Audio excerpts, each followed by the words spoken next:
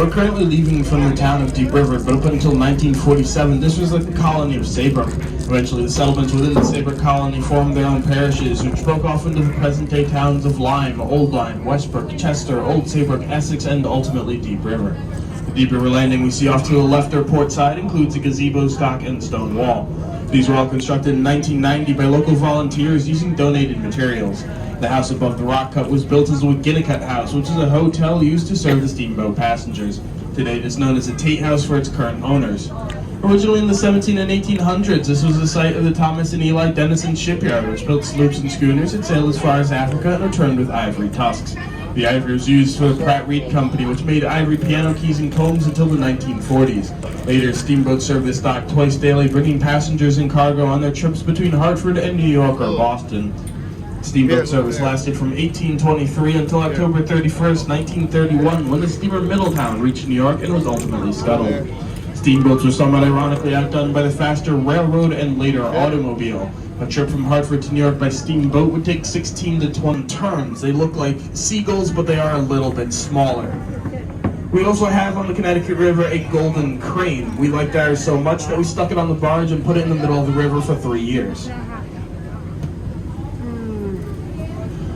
All the way over on the right side is our eastern bank. Although it is not part of the mainland, it is actually the longest and youngest island on the river. Now the reason I say it is the youngest island is because it's actually called Zeldin Neck, or at least it was until 1854, where the spring flood came through and separated it.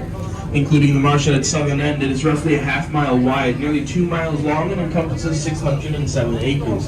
The peak of the island rises nearly 230 feet above sea level. The island's history begins in 1652 when the General Court of Hartford is true. The only semi-permanent structures on the island are 4 campsites that are called Cedars, Hogback, Spring Ledge, and Quarry Knob. They can only be accessed by boat, and a permit from the DEP is required to camp on the island. In 1889, a partnership called the Connecticut Valley Granite and Mining Company bought the property to quarry the island's red granite schist for paving stones. At its peak, 3,500 blocks a day were quarried from this island, and these cobblestones were used on the streets of New York and Philadelphia. These cobblestones are loaded onto railroad cars at the location of our own Deep River dock to be transported to New York. Coming up on our left side, we have Deep River Creek. It's fairly ironically named as at high tide it's just about 6 feet, and at low tide it's just about 2 feet. The wooden trestle bridge you see there was built in the 90s to replace the original wooden trestle bridge built with the original Valley Railroad of 1871. You actually went over that trestle bridge on your train ride today. Over on our right, we're coming up on an old concrete block. This is the only surviving remnant of an old oil lantern tower that was placed here to mark the northern bend of the old steamboat channel. That nest you see on the block was built by an osprey about 3 years ago. Osprey do tend to come back to their nests every year.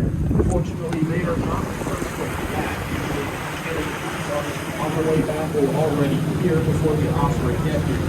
This year there was an ostrich Kennedy Beach and the other going out to the osprey home, and then after 2 weeks they decided they didn't like it either and left themselves. The Connecticut River today is a relatively shallow river, and the main channel is only controlled at about 15 feet, although the river is naturally deeper in some spots. There's a large sandbar across the mouth of the river called Long Sand Shoal, which is formed as silt and sediment flown down the river and out into Long Island Sound. Because of this sandbar and the shallow depth, no major industries or commercial ports have been built up on the river banks. A few exceptions are boatyards, marinas, and yacht basins. This river is also protected by the Gateway Commission, which was created in 1973 by the State Assembly. This group is responsible for preserving the scenic beauty of the river and its tributaries in the lower 8 river towns and Connecticut.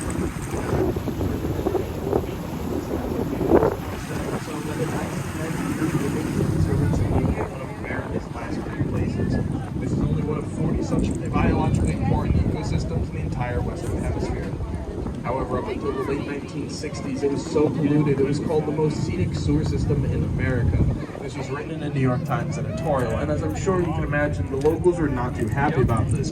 So with the help of the Passage of Clean Water Act of 1972, the river has obviously been cleaned up, and it is now considered a Class B river. That means it is safe for swimming, fishing, and boating. You can even eat the fish out of the water. The only thing you shouldn't do is drink the river water itself. Now, I've been sailing on this river for many years and fallen off of most of the boats I've sailed on, including this one, and swallowed a gulp or two here and there, and it doesn't seem to have done me too much harm so far, aside from the odd spot of amnesia and the random bouts of very fast talking. And aside from the odd spot of amnesia and the bouts of very fast talking, it doesn't seem to have done me too much harm so far. As many of you may know, the Connecticut River was used by the local Native Americans for irrigation as well as recreation and fishing for a very long time, but we actually don't give them credit on the discovery of the Connecticut River. It is 60 miles inland, setting up a trading post on a site that would eventually become the capital city of Hartford. Block named this river the Ferry River, which means fresh water. Block also mapped his entire exploration, including from present-day Virginia all the way up to Canada, which he never included on that map were two islands, one that he named for himself, Block Island, and one that he named for his navigator, Samuel Fisher. Today, that island is known as Fisher's Island. On our right-hand side, we're passing the northern end of Zeldin Island. It is marked by Zeldin Creek. Of course, it is a little hard to tell, as it kind of just looks like a little indent on a tree line. If you can't see it, it's just south of my summer home. Of course, as we all may know, that is not really my summer home, but I like to pretend it is. You do all know the man that owns that home, though. He invented the marvelous toy. Tom Paxton has a song about it. Of course, if you ask your other deckhands, they may tell you that he invented the Chia Pet, or the clapper, or the motion sensor, depending on who you ask first.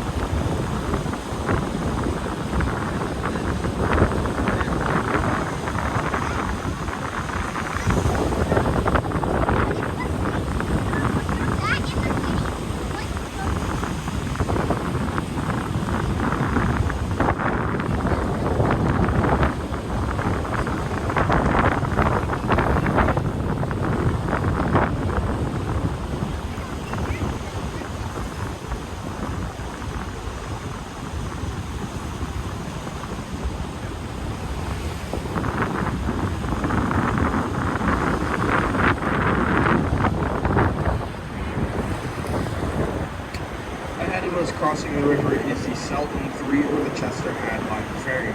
This is the second oldest continuously operating ferry route in the country. The first is the Rocky Hill Glastonbury ferry, which was started in 1655. This ferry was started in 1769 as Warner's Ferry for Jonathan Warner, who owned land on both sides of the river. Originally, the ferry was a large barge pushed with long poles, but over the years there have been sail-powered, cable-powered, and steam-powered ferries up until 1879. Today it is a double-powered diesel engine ferry, which means the captain's amazing turn around in his lazy boy. This is the truth of the boat go back across the river. Running the ferry.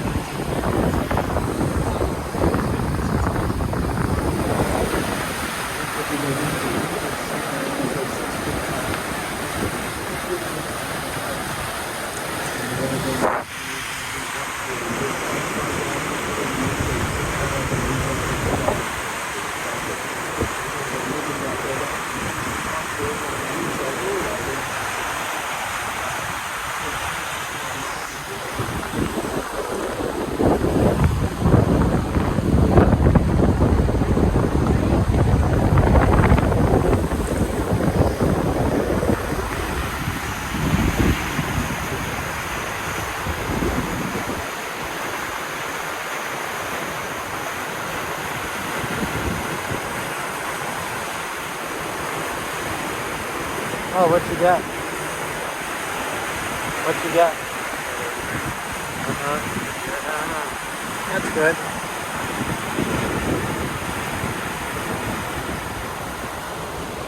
Like a cruise, right? Yeah, I think so.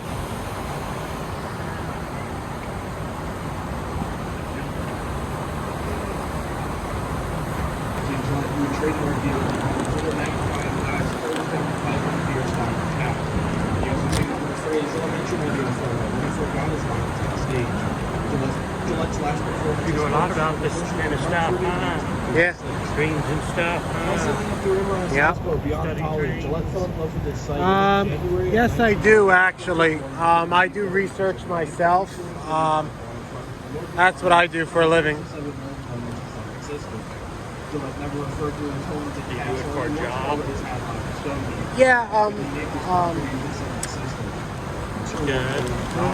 The third floor and towers were added in 1924. Gillette designed everything inside and outside the 24 with 14,000 square foot castle, including the 3 to 4 foot thick basement for steel beams. Woman watched such mechanisms, the R47 doors and windows, and the 19 being insane. The special built-in furniture, including the living cabinet and pizza, was special documented. As well as what we called at the time a modern day candy store. They said there's years and years ago on this house. Somebody's better than you could see that it was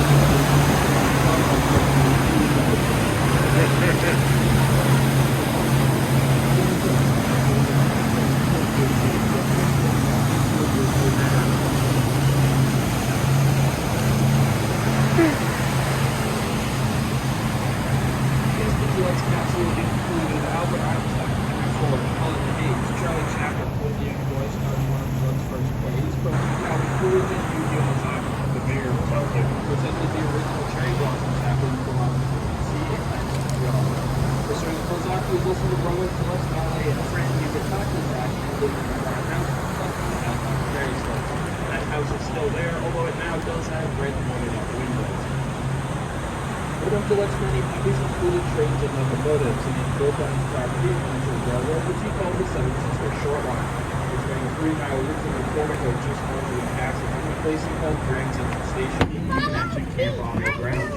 In 1999, National Geographic included it in their guide to America's Great Houses, and each year the capsule receives over 100,000 visitors.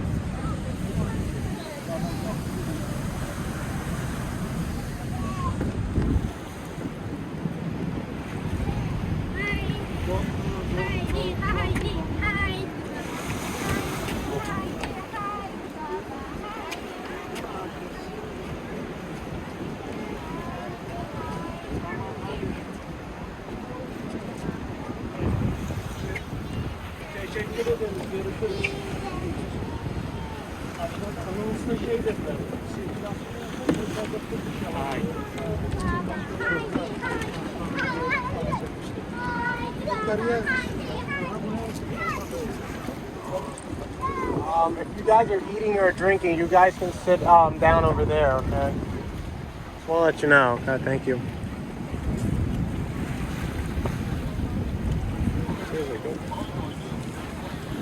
That's a good trip, huh?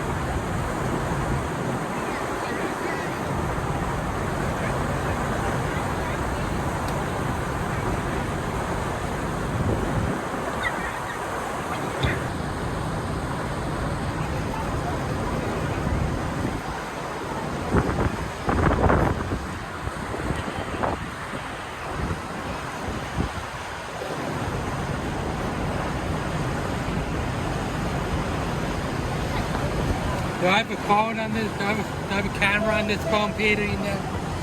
Do I have a camera on this phone? I already know how to work it, the only problem is.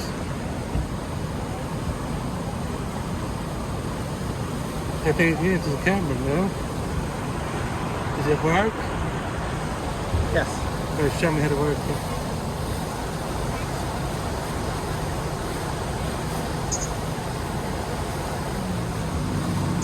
There you go. How did it work? Did it come out, the picture? Yeah, I got the picture for you. No worries. Hey, people. What up? Hey. It's so good. I believe at the beginning of the day, Captain Phil talked, or the trip, Captain Phil talked about wakes and how we will probably rock in some of these wakes as these large boats pass us as we go up and down the river.